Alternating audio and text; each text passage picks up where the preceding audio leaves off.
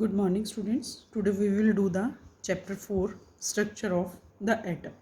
ठीक है, last chapter में हमने एटम्स एंड मॉलिक्यूल्स के बारे में पढ़ा, डॉल्टन्स थ्योरी के बारे में पढ़ा। तो अब हम डॉल्टन्स की थ्योरी में जो ड्रॉबैक आया था उसके बारे में और साथ साथ उससे related structure of the atom के बारे में पढ़ेंगे। हमने एटम्स और मॉलिक्यूल्स को डिस्कस किया था, डाल्टन की थ्योरी और उसके ड्रॉबैक्स के बारे में बताया था। तो उसके बाद एक क्वेश्चन अराइज हुआ कि एटम्स जो हैं, जो एक एलिमेंट के एटम्स हैं, वो दूसरे एलिमेंट के एटम से किस तरह से डिफरेंट होते हैं, क्या वजह है कि वो डिफरेंट होते हैं। ठीक है, और सेकंड क्वेश्चन अराइज होता है, आर एटम्स रियली इनडिविजिबल? क्या एटम्स सचमुच डिविजिबल हैं, मतलब उनको हम आगे डिवाइड नहीं कर सकते। ठीक है, to answer these questions, we will learn about some atomic particles and various models to explain how these particles are arranged within the atom. इन सारे questions को satisfy करने के लिए, आंसर करने के लिए हम सब एटॉमिक पार्टिकल्स के बारे में जानने के लिए साइंटिस्ट ने बहुत सारे मॉडल्स दिए कि ये पार्टिकल्स एटम के अंदर किस तरह से अरेंज हैं। ठीक है, तो हमारा जो टॉपिक है आज का वो यही है कि what makes the are atoms really indivisible? Atoms are not indivisible क्यों atoms जो हैं indivisible नहीं हैं? That indication comes from studying static electricity. और ये जो इंडिकेशन आया, ये हमारे पास जो पॉइंट आया है, ये है जब हमने स्टैटिक इलेक्ट्रिसिटी के बारे में पढ़ा तब आया है। And the condition under which electricity is conducting by different substances, और वो कंडीशन जिसमें इलेक्ट्रिसिटी डिफरेंट सब्सटेंसेस के अंदर कंडक्ट की गई है। अब हम एक एक्टिविटी करके दिखाएंगे आपको स्टैटिक चार्ज के बारे में कि हमने एक कॉम्ब लिया जिसको हमने अपने बालों के ऊपर, ड्राई हेयर्स के ऊपर इस तरह से बार बार फैलाया है, और उसके बाद जब हम इनको कागज़ के कुछ टुकड़ों के पास लेके आते हैं, इन पेपर पीसेस को हम एटम मान लेते हैं। ठीक है, और जब हम इनके पास लेके आते हैं तो ये पार्टिकल्स मान लेते हैं, और जब हम इनके पास कॉम्ब को लेके आते हैं तो ये इसकी तरफ अट्रैक्ट हो जाते हैं। तो ये एक्टिविटी हमने की है। तो हमने देखा कि जो पेपर पीसीज हैं वो उसकी तरफ, कॉम्ब की तरफ अट्रैक्ट हो रहे हैं। तो हमारे कहने का मतलब ये है कि some particles of paper pieces get charge, जो पेपर पीसेस के कुछ पार्टिकल्स थे वो चार्ज हो गए। ठीक है, तो question can be answered bye knowing that atom is divisible and consist of charge particles. अगर हम इन पेपर पीसेस को एटम्स कंसीडर करते हैं तो इनके अंदर कुछ पार्टिकल्स थे जो चार्ज हो गए। इट मीन्स एटम्स के आगे और भी पार्ट हो सकते हैं, और भी उसके आगे हिस्से हैं और जो कि चार्ज पार्टिकल्स को रखते हैं। Between 1886 and 1900, the subatomic particles electron and proton, electron को हम ई से बता रहे हैं, इंडिकेट कर रहे हैं, और प्रोटॉन को पी से, दे वर डिस्कवर्ड बाय साइंटिस्ट। ठीक है, ये दोनों के दोनों साइंटिस्ट ने डिस्कवर किए, और साथ साथ बताया कि इलेक्ट्रॉन के ऊपर नेगेटिव चार्ज होता है और प्रोटॉन के ऊपर पॉजिटिव चार्ज होता है। प्रोटॉन जो है पॉजिटिव चार्ज लेके आता है उसके पास, और जो इलेक्ट्रॉन्स हैं वो नेगेटिव चार्ज होते हैं। अभी तक हमें सिर्फ ये पता चला कि पार्टिकल्स जो हैं एटम के अंदर, दो पार्टिकल, सब एटॉमिक पार्टिकल्स होते हैं, इलेक्ट्रॉन और प्रोटॉन। इलेक्ट्रॉन पे नेगेटिव चार्ज होता है और प्रोटॉन पे पॉजिटिव चार्ज होता है। By experiments it was revealed that protons are found in the interior nucleus of the atom.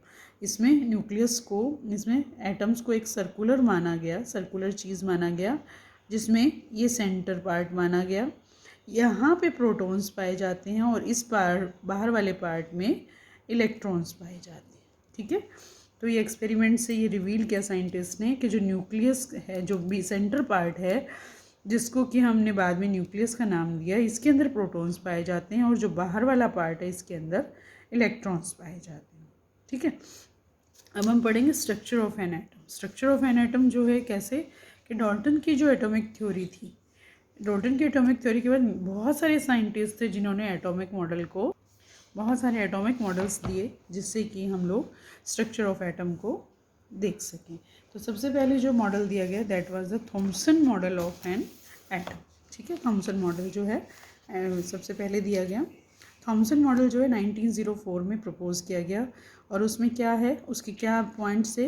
N atom is a uniform sphere of positive electricity in which electrons are embedded. एक atom जो है एक uniform sphere है, जो कहीं से भी ऊंचा नीचा नहीं है, बिल्कुल एक यूनिफॉर्म स्फीयर है ऑफ पॉजिटिव इलेक्ट्रिसिटी, जिसके अंदर पॉजिटिव इलेक्ट्रिसिटी है, मतलब पॉजिटिव चार्ज हैं, इन विच इलेक्ट्रॉन्स आर एम्बेडेड, और उसके बीच में इलेक्ट्रॉन्स इस तरह से एम्बेडेड हैं, लगे हुए हैं, ठीक है। The number of electrons embedded is such that the total negative charge on all the electrons is equal to the total positive charge, और जो नंबर ऑफ इलेक्ट्रॉन्स है वो इस तरह से अरेंज है कि जितना नेगेटिव चार्ज है उतना ही उसके ऊपर पॉजिटिव चार्ज है। तो नेगेटिव और पॉजिटिव दोनों इक्वल होने की वजह से atom as a whole is electrically neutral, और एटम जो है इलेक्ट्रिकली न्यूट्रल है। इस मॉडल को कई बार हम प्लम पुडिंग मॉडल भी कहते हैं। प्लम पुडिंग कैसे? पुडिंग जो है represents the sphere of positive electricity. जिस तरह से हम कोई भी स्वीट डिश कटोरी में डाल देते हैं तो उसका जो पूरा पार्ट है दैट इज़ पुडिंग, और जो ये सर्कल पार्ट है ये पॉजिटिव स्फीयर को रिप्रेजेंट कर रहा है, और उसके बीच में जो इलेक्ट्रॉन्स हैं वो क्या शो कर रहे हैं? बिट्स ऑफ प्लम्स, प्लम्स के टुकड़े उसके अंदर डाल दिए गए हैं, उस तरह से वो उसको शो कर रहा है। इसको हम कई बार वाटरमेलन मॉडल भी कहते हैं। वाटरमेलन मॉडल किस तरह कैसे है कि जो रेड और एडिबल पोर्शन है, जो ये रेड पोर्शन है, खाने वाला पोर्शन है, it may be thought of represent the positive sphere. इसी ये कंसिडर किया गया कि ये पॉजिटिव पार्ट है, और जो सीड्स हैं, जो इसके बीच में ब्लैक सीड्स आपको नज़र आ रही हैं, ये सीड्स जो हैं इनको इलेक्ट्रॉन्स माना गया जो कि इसके बीच में लगे हुए हैं। तो थॉमसन मॉडल जो था उसने ये अज्यूम किया कि uniform distribution of mass and charge through out the volume of atom, कि उसमें जो है अगर एटम का हम बिल्कुल एटम को इतना मानते हैं तो उसके अंदर पॉजिटिव और नेगेटिव चार्ज बिल्कुल इक्वली डिस। What are the drawbacks of Thomson model? Thomson model के ड्रॉबैक्स क्या थे? थॉमसन मॉडल के में सिर्फ एक ही कमी आई, mainly overall neutrality of the atom. ये जो है इसने हमें ये तो बता दिया कि ओवरऑल न्यूट्रल है, मतलब पॉजिटिव और नेगेटिव चार्ज है इसमें, लेकिन ये किस में फेल हो गया? It failed to explain the results of Rutherford's X ray scattering experiment, ठीक है। इसने जो रदरफोर्ड का, जो हम आगे अभी स्टडी करेंगे, रदरफोर्ड का जो एक्स-रे स्कैटरिंग एक्सपेरिमेंट था उसको ये एक्सप्लेन नहीं कर पाया, तो इसीलिए इसको ज़्यादा दिन के लिए नहीं माना गया और इसको रिजेक्ट कर दिया गया। Now we will do the Rutherford's X ray scattering experiment. Rutherford का जो एक्सपेरिमेंट था वो हम इसको अलग अलग पॉइंट्स के अकॉर्डिंग करेंगे। फर्स्ट हम एक्सपेरिमेंट देखेंगे, उसने क्या एक्सपेरिमेंट किया, फिर उसने एक्सपेरिमेंट के बाद क्या क्या ऑब्जर्वेशंस ली, फिर उसने क्या कॉन्क्लूजन्स निकाले, फिर उसने कॉन्क्लूजन के बाद अपनी थ्योरी के क्या पॉइंट्स दिए, और फिर उसके मॉडल में भी क्या ड्रॉबैक्स रह गई, ठीक है। तो फर्स्ट ऑफ ऑल देखो कि उसने क्या किया कि सेंटर में गोल्ड फॉइल का टुकड़ा रखा और उसने इस तरह से एक जिंक सल्फाइड की स्क्रीन बना दी, ठीक है। यहाँ पे उसने अल्फ़ा पार्टिकल्स का सोर्स रखा जिनमें से अल्फ़ा पार्टिकल्स निकलते रहते हैं, और ये एक लिड का स्लिट बनाया, लिड की एक लंबी सी स्लिट बनाई जिसके बीच में यहाँ पे होल था, और जहाँ से अल्फ़ा पार्टिकल्स जो है इसमें टकराने वाले थे, ठीक है, कोलिजन होने वाले थे, तो उसने इस तरह से उसके अंदर से अल्फ़ा पार्टिकल्स को निकलने दिया, ठीक है। ये उसका एक्सपेरिमेंट था। फिर उसके बाद उसने क्या किया, उसने ऑब्जर्वेशंस देखी। जब उसने एक्सपेरिमेंट किया तो उसके बाद उसके पास कुछ ऑब्जर्वेशंस आई। उन ऑब्जर्वेशंस में क्या आया कि जो भी अल्फ़ा पार्टिकल्स यहाँ से निकल रहे थे वो मोस्टली जो है सीधे चले गए, बिल्कुल वो कहीं पे भी इधर उधर नहीं मुड़े और वो बिल्कुल सीधे चले गए। सेकेंड ऑब्जर्वेशन उसने क्या देखी, some of the alpha particles were deflected through wider angles. कुछ जो अल्फ़ा पार्टिकल्स थे वो बहुत एंगल लेके, सीधे पाथ से बहुत बड़ा एंगल लेके इधर और उधर चले गए। तीसरी उसने जो देखी ऑब्जर्वेशन वो क्या थी कि बहुत थोड़े से अल्फ़ा पार्टिकल्स ऐसे थे जो कि बहुत बड़े एंगल पे डिफ्लेक्ट हो गए यहाँ से, और इतना ज़्यादा डिफ्लेक्ट हो गए कि वापस वो इसी रास्ते पे आके फिर वापस इधर ही चले गए, पिछली वापस मतलब जिधर से वो आ रहे थे वहीं चले गए, ठीक है। तो रदरफोर्ड्स ने जो बोला, उसका कंक्लूजन में बोला उसने, the result was almost as incredible as if you fire a 15-inch cannon shell at a piece of tissue paper and it comes back and hits you. और उसने जो उसके बाद देखने के बाद बोला कि जो हमारा रिज़ल्ट है ये विश्वास करने लायक नहीं है। क्यों नहीं है? कि मान लो कि आप एक 15 इंच की तोप से गोला चलाते हो एक छोटे से टिश्यू पेपर के पीस पे, और वो वापस आके आपको ही हिट कर जाता है, ठीक है। तो वो ये उसका कुछ अजम्पशन था जो उसने बोला। लेकिन उससे हमें क्या कंक्लूजन मिले, उसके रदरफोर्ड के जो एक्सपेरिमेंट किया उसने, उससे एक सबसे पहला कंक्लूजन तो ये मिला कि most of the space inside the atom is empty, क्योंकि बहुत सारे ऐसे ही बिना सीधे चले गए। देखिए जैसे सपोज़ करो कि ये कोई चीज़ है, इससे हम यहाँ से कोई चीज़ भेज रहे हैं और वो ऐसे निकल जाती है सीधी, इट मीन्स यहाँ पे बहुत सारा स्पेस एम्प्टी है, ठीक है। सेकंड उसने जो कंक्लूजन निकाला कि some alpha particles which are heavy and carry 2 units of positive charge could only be deflected by some heavy and positively charged body inside the atom. जो कुछ पार्टिकल्स थे और उनके अंदर जो चार्जेस था जो यहाँ पे आके और इधर ऐसे टकरा चले गए, इधर डिफ्लेक्ट हो गए, इट मीन्स यहाँ पे कोई हैवी चीज़ है जिससे वो टकरा के इधर और इधर चले गए, ठीक है। थर्ड जो उसने कंक्लूजन निकाला कि जो since very few alpha particles are deflected by, क्योंकि कुछ अल्फा पार्टिकल्स जो वापस चले गए इस तरफ, तो उसने क्या निकाला, this heavy and positively charged body, ये हैवी और पॉजिटिवली चार्ज बॉडी जो है inside the atom must be very small in volume, ये ज़रूर ही बहुत छोटी सी है जिससे, ठीक है, क्योंकि ये इसी रास्ते से आ रहे हो तो फिर इसी रास्ते से वापस चले गए, इट मीन्स ये बहुत छोटी है, बहुत बड़ी नहीं है, ठीक है।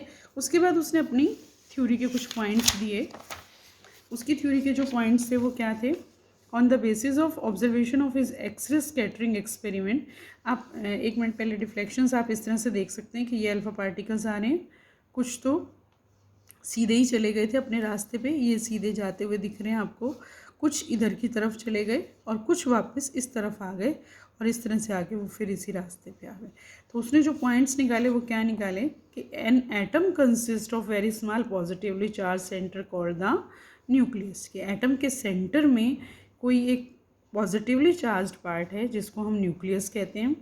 सेकंड उसने पॉइंट क्या दिया, the total positive charge and almost the entire mass of atom is contained in the nucleus, जो जितना भी एटम के अंदर पॉजिटिव चार्ज है और जितना भी उस एटम का मास है वो सारा का सारा न्यूक्लियस के अंदर ही है।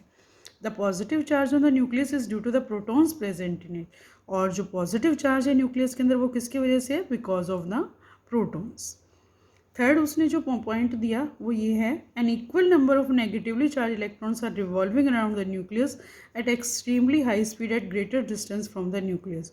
जितने पॉजिटिवली चार्ज प्रोटॉन्स हैं उतने ही नेगेटिवली चार्ज इलेक्ट्रॉन्स हैं जो कि न्यूक्लियस के चारों तरफ घूम रहे हैं, काफ़ी डिस्टेंस पे घूम रहे हैं न्यूक्लियस से, और जो सेंट्रीफ्यूगल फोर्स है arising from this circular motion balances the electrostatic force, और जो सेंट्रीफ्यूगल फोर्स है जिसकी वजह से इलेक्ट्रॉन्स और न्यूक्लियस के बीच में फोर्स ऑफ अट्रैक्शन है, इलेक्ट्रोस्टैटिक फोर्स ऑफ अट्रैक्शन है, और वो उसके चारों तरफ घूमते रहते हैं। तो रदरफोर्ड ने जो है ये एक्सपेरिमेंट इस तरह से किया और इसने अपने मॉडल को सोलर सिस्टम से कंपेयर किया, जिस तरह से प्लैनेट सन के चारों तरफ घूमते हैं, इलेक्ट्रॉन भी उसी तरह से न्यूक्लियस के चारों तरफ घूमते हैं। तो कई बार रदरफोर्ड के मॉडल को प्लैनेटरी मॉडल ऑफ एटम भी कहा जाता है।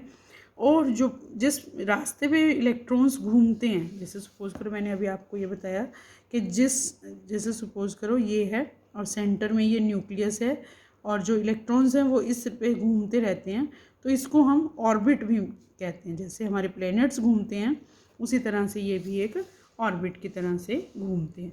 तो इसका सबसे जो ड्रॉबैक था रदरफोर्ड के मॉडल का एटम का वो क्या था, it fails to explain the stability of the atom. इसने जो सबसे बड़ी बात थी वो क्या थी कि एटम की स्टेबिलिटी को एक्सप्लेन नहीं कर पाया। और दूसरा क्या था, another serious drawback of this model is that it says nothing about the distribution of electrons around the nucleus, और ना ही हमें ये बता पाया कि न्यूक्लियस के चारों तरफ इलेक्ट्रॉन्स किस तरह से अरेंज हैं।